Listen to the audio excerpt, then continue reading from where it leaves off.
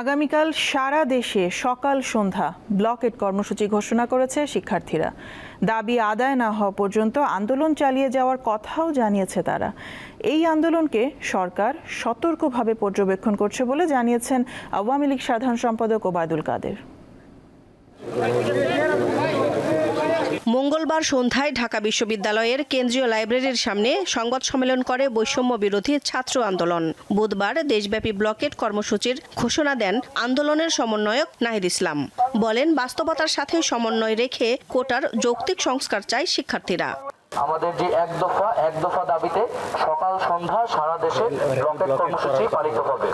সরকারের পক্ষ থেকে যতক্ষণ না আমরা কোনো সুস্পষ্ট বক্তব্য এবং দৃশ্যমান পদক্ষেপ পাচ্ছি না আমাদের দাবি পূরণের জন্য, ততক্ষণ পর্যন্ত আমাদের এই আন্দোলন কিন্তু চলবে এবং এই ব্লকেট কর্মসূচিটি অব্যাহত থাকবে। শিক্ষার্থীদের কোটা বাতিল ও শিক্ষকদের সর্বজনীন পেনশন স্কিমের বিরুদ্ধে আন্দোলনকে সরকার সতর্কভাবে পর্যবেক্ষণ করছে বলে জানিয়েছেন আওয়ামী লীগের সাধারণ সম্পাদক ওবায়দুল কাদের। দুপুরে বঙ্গবন্ধু অ্যাভিনিউয়ে দলের কার্যালয়ে এক যৌথ সভায় একথা বলেন তিনি। অশুভ মহলটি শিক্ষার্থী এবং শিক্ষকদের দাবির বিষয়টাকে উস্কানি দিয়ে একটা বিশৃঙ্খলার আবহ তৈরি করতে না পারে, সে ব্যাপারে সারা বাংলাদেশে এই রাজধানীতে সর্বত্রই আমাদের সাবধান থাকতে হবে।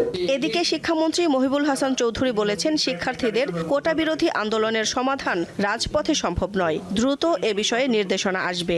মঙ্গলবার বিকালে রাজধানীতে এক অনুষ্ঠানে একথা বলেন তিনি। আশা করছি যে এই বিষয়ে একটা নির্দেশনা আসবে আদালত থেকে। এই বিষয়ে আমরা মন্তব্য করতে চাই না। আর অনেকেই সেটা নিয়ে রাস্তায় নেমেছেন। কিছু কিছু বিষয় আসে যে কিছু কিছু বিষয় থাকে সেগুলো আসলে রাজপথে সমাধান করা সম্ভব নয়। কোটা আন্দোলনকারীদের আদালতে যাওয়ার সিদ্ধান্ত সঠিক বলে মন্তব্য করেছেন আইনমন্ত্রী আনিসুল হক। রাজপথে আর আন্দোলন না করারও আহ্বান জানিয়েছেন তিনি। একটা ইতিবাচক পদক্ষেপ তারা নিয়েছেন, আমি এটাকে সাধুবাদ জানাই।